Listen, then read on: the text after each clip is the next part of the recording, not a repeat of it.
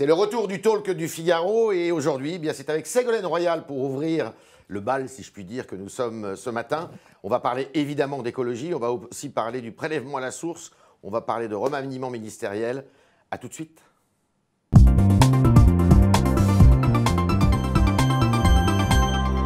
Ségolène Royal, bonjour. Bonjour. J'ai oublié de préciser que vous êtes ambassadrice des pôles Antarctique et Arctique. Voilà. Daniel Cohn-Bendit a refusé donc de prendre le portefeuille de ministre de l'écologie ou de la transition écologique. Il a eu raison? Ah, je ne connais pas le secret du débat. Je ne sais pas si on lui a proposé. Je ne sais pas s'il a refusé. Donc, ce qui est important, en tout cas, c'est que la question environnementale revienne au premier plan des priorités. Et vous croyez qu'à la non faveur seulement du gouvernement, mais de l'humanité. de la démission de Nicolas Hulot, ça va revenir au premier plan? Il le faut. C'est éphémère, non? Si l'on veut que cette démission serve la cause de l'environnement, parce qu'au-delà des personnes, ce n'est pas nous, c'est pas les personnes qui sont importantes. C'est ce que nous faisons et c'est la trace que nous allons laisser dans le domaine de la protection de la planète. Et là, il y a urgence. Hein, je ne vais pas redire tous les éléments de cette urgence, de ce drame qui est devant nous. Et moi qui ai toujours pensé que l'écologie devait être positive, je pense qu'il y a des solutions. Elles sont difficiles, Il n'est pas tout à fait sur la même longueur d'onde que vous. Il dit qu'on est très en retard, qu'il faut faire des choses. Alors, il dit qu'il y a urgence aussi, mais peu a été fait, dit-il. Et vous êtes concerné puisque vous avez été ministre de l'écologie. Oui, je crois avoir fait beaucoup. En tout cas, le maximum de ce que je pouvais faire. Je crois que c'est déjà beaucoup, mais je ne l'ai pas fait seul. Hein. J'ai fait avec les équipes, j'ai fait avec les entreprises, j'ai fait avec les associations, les territoires, les maires, partout. Donc le niveau local, le niveau national et le niveau international. Et quand ces trois niveaux sont cohérents les uns avec les autres et sont animés de la même volonté politique, parce qu'il y a quelqu'un qui va donner un cap et qui va dire, voilà, maintenant c'est irréversible, on est obligé d'aller dans cette direction-là. Et on va le faire non seulement parce que c'est un défi et une obligation morale, mais aussi parce que c'est une chance à saisir. C'est à qui donner le cap? C'est Emmanuel Macron, il donne le cap. Bien sûr. Est-ce que c'est un écologiste, Emmanuel Macron? On ne peut pas. Convaincu? Non, honnêtement, la vérité m'oblige à dire que ce n'est pas sa première sensibilité. Mais c'était le cas de son prédécesseur. Ce n'était pas sa première François sensibilité. Hollande non plus, oui. Manuel Valls, encore moins, si j'ose dire. Mais souvent, ce sont les gens qui sont convaincus en dernière ligne droite, qui sont les plus farouches défenseurs de l'environnement. Nicolas Sarkozy, par exemple, non? Nicolas Sarkozy, il a fait le chemin inverse, puisqu'il a fait le Grenelle de l'environnement, qui était un temps fort. Et après, il est revenu dessus. Et à la fin du quinquennat, il a dit l'environnement, ça commence à bien faire. Parce qu'à un moment, on s'épuise. Mais il ne faut pas s'épuiser. Daniel Cohn-Bendit dit qu'il y a un profil qui pourrait convenir pour être ministre de l'écologie ou de la transition écologique, c'est Pascal Canfin. C'est votre avis? Quel doit être aujourd'hui le profil d'un ministre de la transition écologique en France? Le profil d'un ministre de la transition écologique en France, c'est d'abord d'avoir la confiance du président de la République, la confiance du Premier ministre et de mettre le ministère de l'économie et des finances au service. C'était le cas quand vous étiez dans ce poste? Au service, c'était un combat quotidien. Ce n'était pas tout à fait le cas. C'était beaucoup le cas parce qu'il y avait eu la COP 21. Donc finalement, tout le monde avait été obligé de s'occuper de la question environnementale. Donc ça, c'était un élément fort. La loi de transition énergétique a été votée par tous les groupes, presque tous les groupes. Il y a eu des oppositions. Mais tous les groupes parlementaires, quels que soient les partis politiques, se sont passionnés pour la question environnementale. Et la loi de reconquête de la biodiversité, de la nature et des paysages a été votée. C'était quand même un exploit à l'unanimité. Qu'est-ce qui distingue votre discours sur l'écologie de celui de tous ceux qu'on entend ici ou là, et notamment des écologistes? C'est que c'est un discours qui n'est pas défaitiste, qui est réaliste d'abord, qui prend conscience de la gravité de la situation, mais qui n'est ni défaitiste. Ce que vous appelez l'écologie positive? C'est ce que j'appelle l'écologie positive. C'est pour ça qu'on n'avance pas dans notre pays? On avance. Parce qu'il n'y a pas assez ce discours-là. On avance. Mais vous avez vu que votre loi de transition écologique, elle a été quand même remise en question, notamment pour la sortie du nucléaire. C'est pour ça qu'il faut absolument imposer le principe de non-régression. Tout avancer dans le domaine. C'est quoi le principe de non-régression? Ça veut dire qu'un gouvernement qui arrive ne doit jamais reculer sur les acquis qui ont été engrangés. Mais ça, il faudrait que ça soit inscrit dans la Constitution. C'est inscrit dans la loi. Je l'ai inscrit dans la loi sur la biodiversité. Aussi. Dans la loi, c'est suffisant. Et dans la volonté politique. Vous savez, moi, je ne crois pas au grand soir législatif. Les lois, ça y est, elles ont été votées. C'est beaucoup d'énergie, beaucoup de travail. Donc maintenant, occupons-nous de les faire appliquer. Et surtout, ce qui est très important, je vais vous dire ce qui est très important, c'est de mobiliser le secteur économique, qui, contrairement à ce que j'entends dire, il l'est, mais il ne demande qu'à être encouragé. Et donc il n'y a pas de réticence, il n'y a pas... ces Gaulois réfractaires à l'écologie, ça n'existe pas, ça? Je ne crois pas. Les Gaulois ne sont pas réfractaires à la réforme. Ils veulent pas de réforme qui soit injuste inefficace ou incompréhensible. Donc ils sont favorables à l'écologie alors? Ils sont favorables à l'écologie, d'ailleurs les derniers sondages viennent de le montrer. Et ce qui est très intéressant, c'est que l'écologie, même si ça n'est pas dans leur priorité, la priorité c'est le pouvoir d'achat, la priorité c'est le chômage, etc., ils ont compris, les Français, que dans la question du pouvoir d'achat, la question de l'emploi, il y avait une dimension majeure liée à l'environnement. Regardez l'indice des prix, la hausse des prix qui vient d'être publié. Quelle est la composante essentielle de la hausse des prix? Le respect de l'environnement. C'est l'énergie. Et l'énergie, bien sûr. C'est l'énergie, c'est les transports, c'est l'énergie. Or, ce sont deux domaines majeurs du ministère de l'Environnement. Donc, vous voyez que quand vous développez les travaux d'économie d'énergie, c'est pour ça qu'il ne fallait pas reculer sur le crédit d'impôt de transition énergétique, quand vous créez de l'emploi dans le secteur du bâtiment. Aujourd'hui, il y a des problèmes dans le secteur du bâtiment. Je suis convaincue qu'une des grandes raisons de ces difficultés économiques, c'est le recul sur les aides fiscales données aux travaux d'économie d'énergie pour les ménages. Et ça, il faut revoir ça. Il faut que l'environnement devienne prioritaire dans tous les secteurs. Alors, je vais pas vous demander... Attendez, dans tous les secteurs de l'action gouvernementale. Tous les secteurs de l'action gouvernementale. Je ne vais pas vous demander si vous serez ministre de l'écologie, puisque vous n'allez pas me répondre. Si je vous propose. Je veux dire, ce n'est pas une question de personne aujourd'hui. D'accord. C'est une question de volonté politique. Et ça, c'est le président de la République qui peut l'insuffler. C'est le président de la République qui peut l'insuffler. C'est le gouvernement qui doit, dans tous les domaines, je le répète parce que c'est tellement important, et c'est le ministère de l'économie et des finances qui doit être mis au service de la croissance verte. Au passage, il y a une publicité actuellement qui fleurit dans le métro. Les chasseurs seraient les premiers écologistes. Vous êtes d'accord avec ça? Je crois qu'elle a été retirée. Oui, enfin, il y a un point d'interrogation à Paris, notamment. C'est une petite provocation. Ouais. C'est pas votre avis? Les chasseurs connaissent bien la nature, les chasseurs ruraux en particulier, mais il ne faut pas confondre la ruralité et la chasse. D'accord. Alors, il y a un autre sujet qui occupe le gouvernement, qui occupe Emmanuel Macron, c'est le prélèvement à la source. C'est une réforme qui a été engagée sous le président de la République précédent. Vous faisiez partie de son gouvernement. Pourquoi n'a-t-elle été faite à ce moment-là, justement? Parce qu'elle a été faite en fin de quinquennat. Et en dépit du bon sens? Les grands principes ont été posés. Il n'y a pas eu de délibération gouvernementale. Donc là-dessus, mais tout le monde savait que ça serait... Il faut avoir l'honnêteté là aussi de reconnaître que tout le monde savait que ça serait quand même très difficile à mettre en place. Et c'est ce qui est en train de se démontrer aujourd'hui. Il va reculer, Emmanuel Macron, sur ce sujet? Écoutez, moi je ne suis pas du tout d'accord avec ceux qui reprochent à un gouvernement de réfléchir avant d'agir. Je pense qu'il vaut mieux... on aurait pu imaginer que ce sujet avait été réfléchi depuis longtemps, justement. Ce n'est pas le cas. Parce qu'il y a beaucoup de problèmes qui ne sont pas résolus. Donc je pense qu'il vaut mieux savoir reculer pour mieux sauter que de foncer tête baissée dans un obstacle. D'ailleurs, j'observe que ceux qui poussent le gouvernement à agir sont ceux qui n'auront aucun compte à rendre. Je vois des économistes, des spécialistes, des experts qui s'expriment dans la presse ou sur les réseaux sociaux pour dire « faut agir, faut réformer, même si on n'est pas là pour faire la réforme pour la réforme. On est là pour réfléchir quel type de réforme, pourquoi faire, avec qui, avec quelles conséquences. » Un recul aurait des conséquences politiques quand même dans l'opinion, parce que il avait, son mandat est placé sous le sceau du volontarisme, de la réforme, et tout à coup il reculerait sur ce sujet-là. C'est pas un risque pour lui, Emmanuel Macron, s'il recule? Mais moi, je conteste le mythe du recul. Je revendique pour les responsables politiques le droit de réfléchir et d'être intelligent avant de prendre une décision. C'est pas assez le cas. Dans le mythe du recul, il y a quelque chose d'un peu machiste, si vous me permettez. Et je me souviens d'ailleurs, quand j'ai reculé sur l'écotaxe, en épargnant à la France un gros scandale financier et un gros scandale moral, je ne vais pas m'épiloguer là-dessus, c'était, c'est parce que c'est une femme, elle recule, etc. Mais il vaut mieux réfléchir intelligemment avant de faire des choses. Et dans la question du prélèvement à la source, il y a 3 problèmes qui ne sont pas résolus.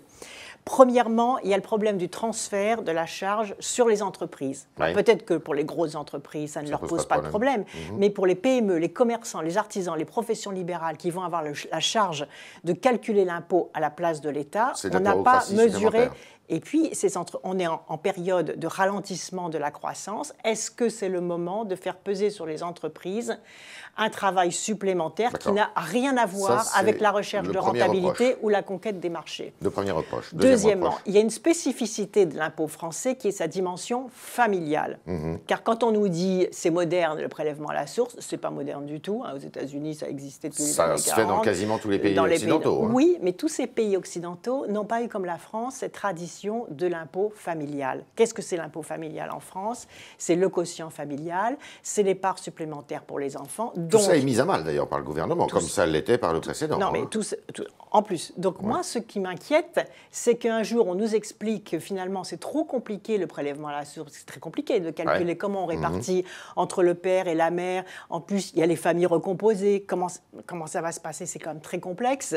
Sans parler du fait qu'il va falloir communiquer à l'entreprise dont ce n'est pas le métier, des informations sur la vie privée. Les gens vont devoir dire est-ce qu'ils sont divorcés, séparés, est-ce qu'ils ont des pensions alimentaires, comment ça se passe, etc. C'est quand même très, très inquiétant, finalement, aussi sur le respect de la vie privée et sur la charge que cela, je le répète, fait peser sur les entreprises. Et donc, ce qui est inquiétant, c'est qu'un jour, on nous explique, mais finalement, c'est trop compliqué, donc il faut faire disparaître cette dimension familiale de l'impôt.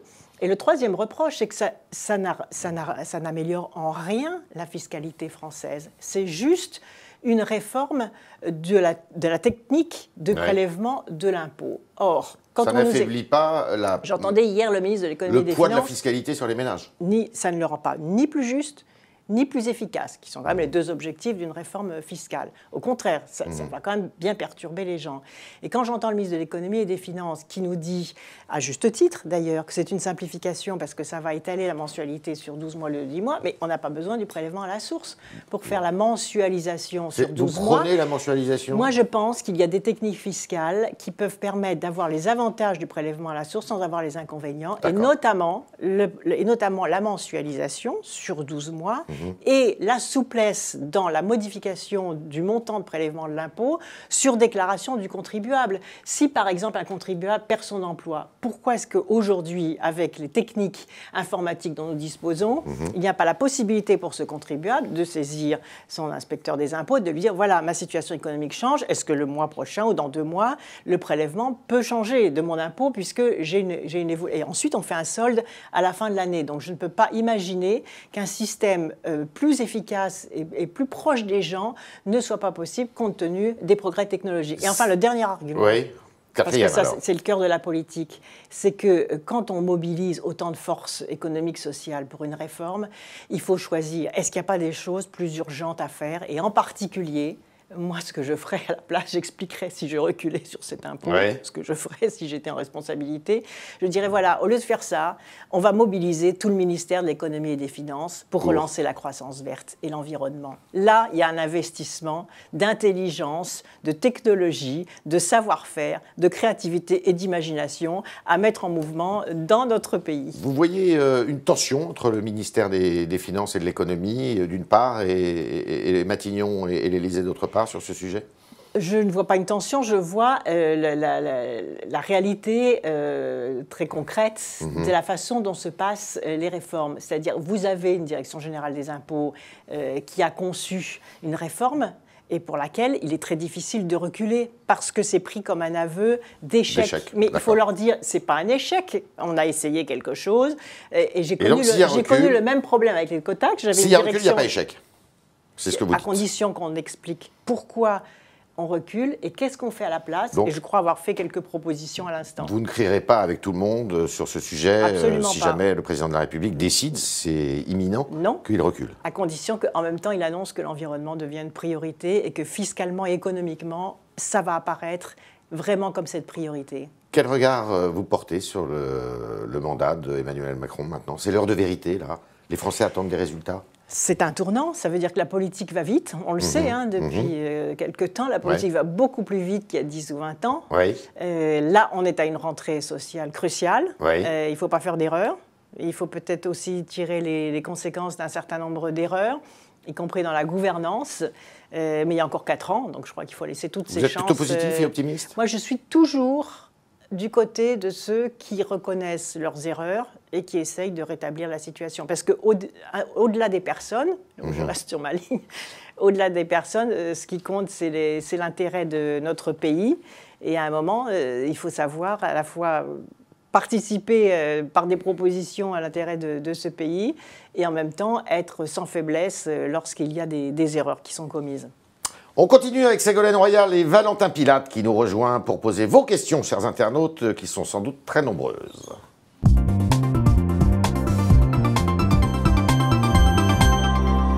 Bonjour Valentin. Bonjour Yves, bonjour Ségolène Royal. Alors oui, beaucoup de questions, à commencer par celle d'Antimac, qui nous regarde actuellement sur le Figaro.fr. Il aimerait savoir en quoi consiste concrètement votre rôle d'ambassadrice des pôles arctiques et antarctiques? Alors concrètement, ça consiste à suivre les négociations concernant ces pôles. Qu'est-ce que c'est que ces négociations? Par exemple, sur l'Arctique, qu'est-ce qui est en train de se passer? C'est la fonte des glaces, donc une catastrophe climatique annoncée. Purement écologique. Alors, oui. Écologique. Et en même temps, cette fonte des glaces ouvre des perspectives de développement économique très importantes et qui peuvent être dangereuses. Par exemple, des nouvelles routes marines, puisqu'aujourd'hui, en Arctique, ça ne sera pas gelé toute l'année. Donc on voit que de nouvelles routes marines. Et aujourd'hui, il n'y a pas de règles. C'est l'anarchie.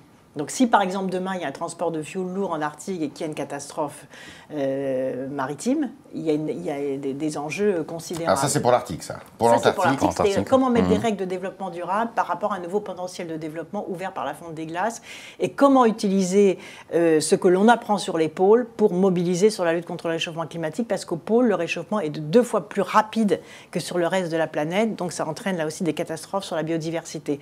L'Antarctique, il y a déjà un traité de l'Antarctique, c'est-à-dire que c'est déjà une zone de protection, mais cette zone de protection doit être mise concrètement en application. Et là, il y a une guerre entre les États, hein, enfin une guerre psychologique. Il y a surtout des États qui refusent la création d'aires marines protégées. C'est que la France, à la fin de mon mandat de ministre, j'ai créé une aire marine protégée en Antarctique, une des plus grandes du monde.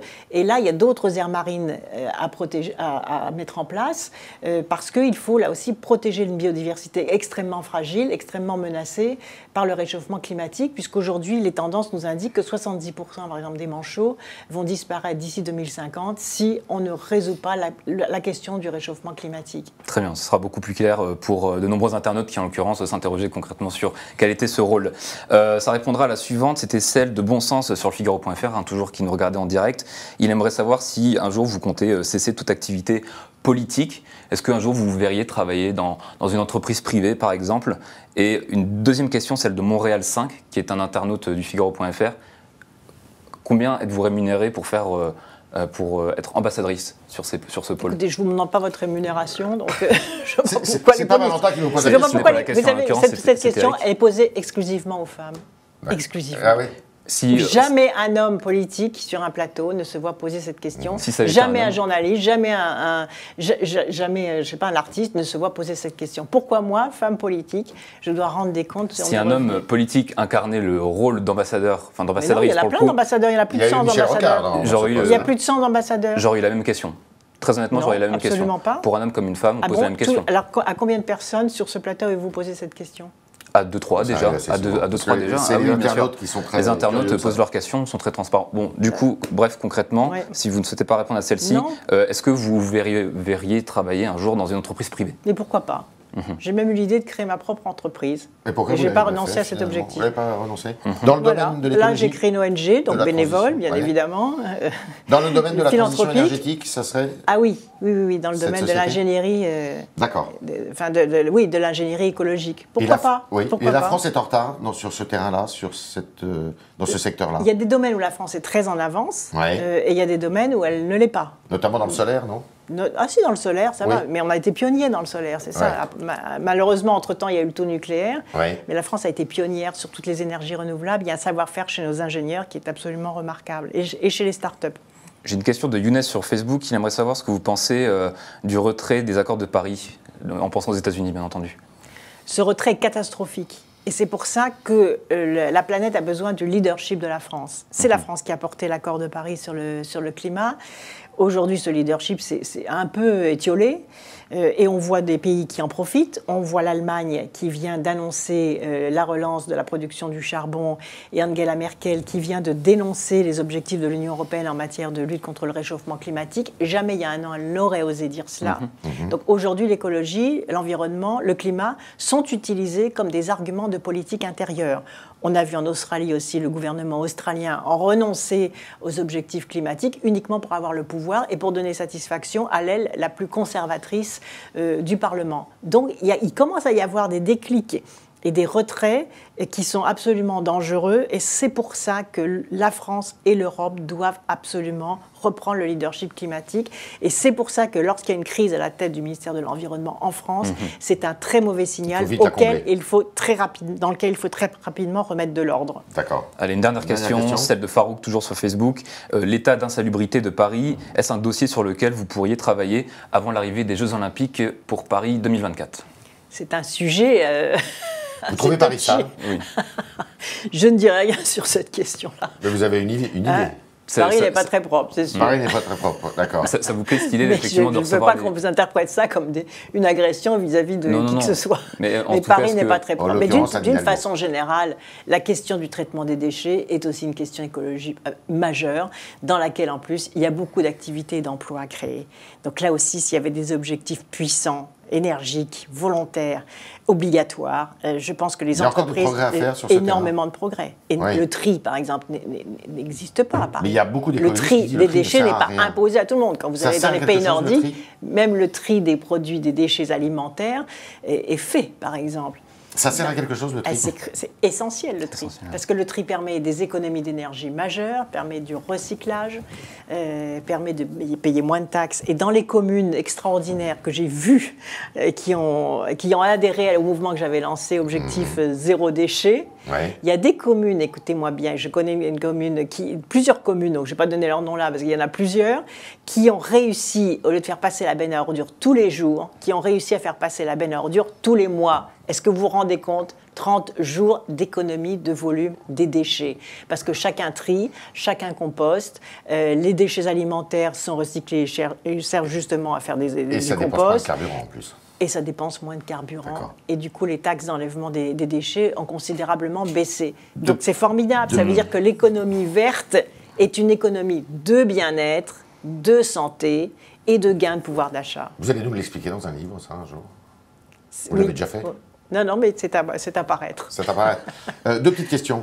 Vous avez dit que tout à l'heure à Valentin que vous pourriez être à la tête d'une entreprise privée. Il y a des européennes l'année prochaine, il y a des municipales l'année d'après. Ce sont des scrutins qui peuvent vous intéresser? Je regarde tout ce qui se passe. Tout ce qui se passe. Et tout ce qui permettra de défendre la question environnementale et la question climatique, il faudra compter sur moi. On a déjà entendu quelque part que vous pourriez être une bonne maire de Paris. Je regarde tout ce qui se passe. D'accord. Donc vous n'avez pas dit non. Ça répond même à une question d'un internaute qu'il a posée sur Facebook. Si éventuellement vous pourriez être maire de Paris. Je regarde tout ce qui se passe. Voilà. Parfait. Merci Ségolène Royal, merci infiniment. Merci à vous autres internautes d'avoir alimenté les questions. Merci Valentin de vous être fait le traducteur, l'interprète de ces questions. Et à demain pour de nouvelles aventures. Et pardon pour la question que je n'ai pas répondu. Oh non, bien entendu. Pour la prochaine. La prochaine. Voilà.